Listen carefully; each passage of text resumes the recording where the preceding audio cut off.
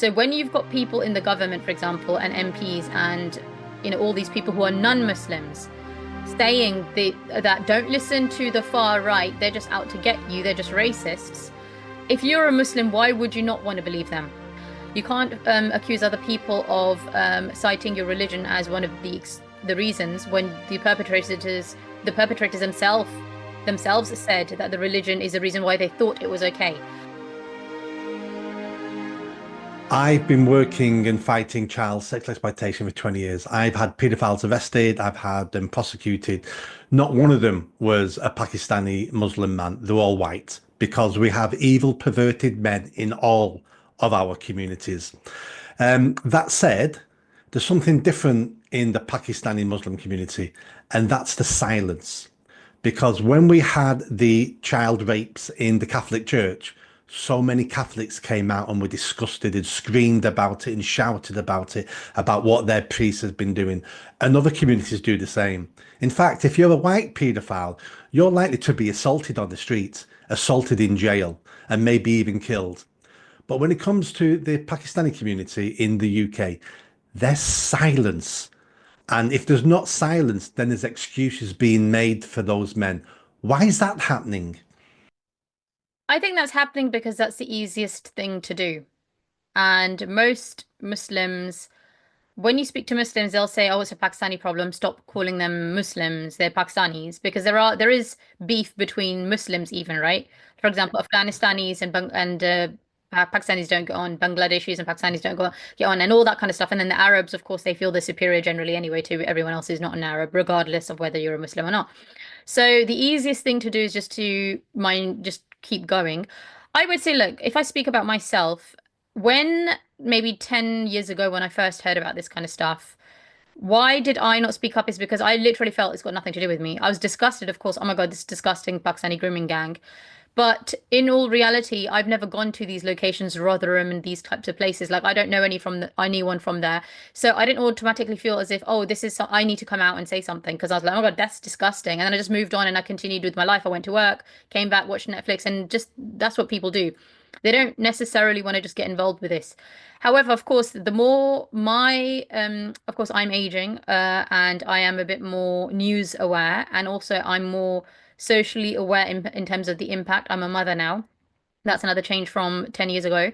And I am thinking about the future and I'm quite mindful of what's going on basically in this country and the image that people have because like I said, I don't want all of this bad stuff to impact my children. So I'm someone who has what you would call the right wing, well, not you, but what the left would call the right wing, the far right channels. I'm one of the people who actually bothered to go and okay, listen to actually what are these channels saying? I've been told these people are trying to discriminate against people like me. Like, is that the case? Let me find out. And then I've read the comments. I read the comment section to get a feel of what are people feeling. I listen to the videos and I've been doing that for a long time now to understand actually this is what they're feeling and this is what we're being told basically. So but most Muslims, most Pakistanis don't do that because of several reasons. There's a lot of propaganda. People, for example, like Keir Starmer himself is saying Islamophobia, Islamophobia, Islamophobia, right? So when you've got people in the government, for example, and MPs and all these people who are non-Muslims saying that don't listen to the far right, they're just out to get you, they're just racists. If you're a Muslim, why would you not want to believe them? Because in your mind, you're like, I don't know these pedophiles. They've got nothing to do with me. I've never even been to their town. Actually, they've got a point. Like, why am I being discriminated against? So I feel like, again, it will be down to a mixture of things. But when you've got the mainstream media who's not talking about it in the same way that YouTube reporters are, channels are, and not everyone's watching the same videos that you and I are watching, right? Because the algorithms, it depends on what videos you're getting. We're getting all different types of information. The mainstream media that you should be relying on, the narrative more is a left-wing narrative, I would say. And if I speak about Pakistan, the country, most people even living here who have come from Pakistan, they don't even watch the Western news. They're more concerned about what's happening in Pakistan. They watch Pakistani news channels in Urdu. The Pakistani news channels don't talk about any of this stuff. When they do talk about Pakistanis in UK, they talk about the same victimhood card. Like, for example, what happened in the Manchester airport with the two guys who punched basically female police officers. What the Pakistani media said is, oh my God, look how poorly we're being treated in UK and we have no respect. They didn't actually talk anything about the fact that they punched police officers and you can't do that kind of stuff. So you've got a community of people who aren't watching the mainstream media. Those who are, the mainstream media is mostly leftist propaganda. And most people just want to continue with their lives. And I would say the kind of excuses that I've heard, for example, there are people in even on Twitter that I've heard who would say, "Oh my God, of course the rapists were bad and it's got disgusting and this and that," but it's nothing to do with Islam because what these guys did is drinking alcohol and drugs. This is not Islamic and stuff, and they weren't doing it because of Islam. They were just pedophiles who took advantage. And we've got the system failed the girls, the police, the social services, of course, as an apparent cover up with the MPs and stuff. And not all of these people were Muslim. So you've got a network of people, it seems, where non-Muslim people have also helped these perpetrators, and that is true as well. And we do need to tackle the bigger issue. But I think with these particular communities, I feel like there are some towns, it feels to me, and I've never gone there and never want to go there, like Rotherham, that have, it seems to me, become hellholes. Like what's happened there is like it's almost like a world within a world. Something's happened in these places that have something, it's gone very, very wrong, basically. And apparently, it was so common and it became fashionable in some of these areas where a younger child basically would have an older Asian guy as a boyfriend. And this was like fashion, basically. This was common in those areas. And I'm thinking, how the hell did it get to that stage? Now, the other issue with the Pakistani community is they're in their little echo chambers. And when some of these groomers have been convicted, they have themselves spoken about religious reasons and cultural reasons why they thought it was okay. And this is what I tried telling the Muslims is tell you can't accuse other people of citing your religion as one of the reasons when the perpetrators themselves said that the religion is the reason why they thought it was okay. So it's just round in circles, to be honest, in this kind of stuff. I think the Pakistani community in general, I feel like the first victims of the Pakistani men who are the groomers, misogynists, are the Pakistani women because they have been brainwashed into accepting misogyny. They will not have the confidence to come out. They won't even know what their men are doing, let's be honest. Even if they think their men are doing something outside of the home, they won't necessarily assume that they're doing it with children. And they're not going to be told. And even if they knew, they wouldn't have the confidence, a lot of these ladies, to go to anyone, especially when you've got the police and social services involved. I mean, go to who? Go to who? Who should they go to? Where would they go? Who's going to save them? So I think there are a lot of failures. And even like I've been questioning myself, like what more can I do apart from my YouTube channel and saying it's wrong? What more can I do? If you've got Keir Starmer more concerned about Islamophobia, when you've got even Muslims saying let's do an inquiry, and we've got white indigenous people on the left side of the spectrum who don't want it,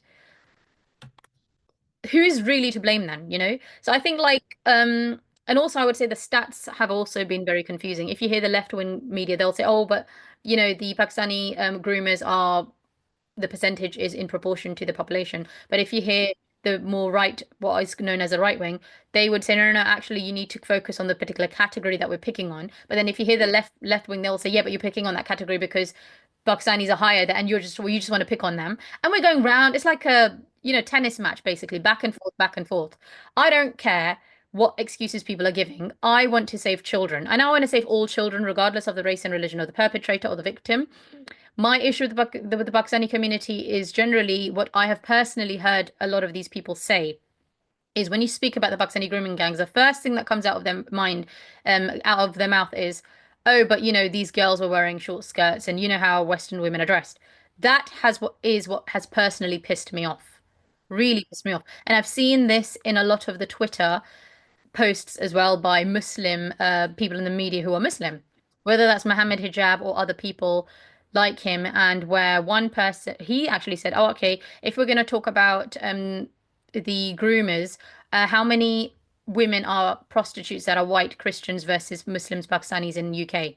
You know, so why would you want to say this kind of stuff? Because then that's the kind of stuff that annoys me. Because when you've got people in the media who are acting as if they're representing the rest of us, even if they're not, and they're talking stuff that is hindering, is making us look complicit actually, that in all of this stuff. I'm like, I'm not going to put up with this. So we've got one person saying that Muhammad hijab. We've got another person who was saying, oh, white girls, white culture, Western culture is very, white girls are very forward. They're very forward. Why are you saying that when this whole drama is happening, this whole scandal, and Pakistani people are being looked at in a very bad way, and they have been looked at in a very bad way for a long time? Why would you come out at this point in time and talk about Western culture and Western women and how they're not dressed and this and that? I mean, this is the kind of stuff that makes it worse. Okay. And so I do hold these representatives, I blame them completely. They are part of the problem. They're not solving the issue. They keep playing the victim card, victim card, victim card. And what they're not doing is they're not doing what is right. They're doing what's easy. I could do that as well. I can sit here all day and all night and I'll get so many subscribers and I'll make loads of money like how they are doing, pandering to the views of the Muslims and they'll love me and all that kind of stuff. That's the easy thing to do. That's not the right thing to do, right? Try something different. Actually have genuine empathy for what's going on. Actually be genuine in trying to sort the issue out. If you are in the public eye, you've got Muhammad Hijab is like 1 million subscribers plus on YouTube. You can use your platform to initiate positive social reform if you really want to. But he doesn't because he doesn't care. So, and there's other people like him. So I feel like, do you know what? We need a counter voice. These people do not represent me. I can't assume people will know that these people don't represent me unless I speak up. So here I am. I don't have as many followers as them. I don't, yet. We'll see what happens in the future if I continue to do this. But I'm here.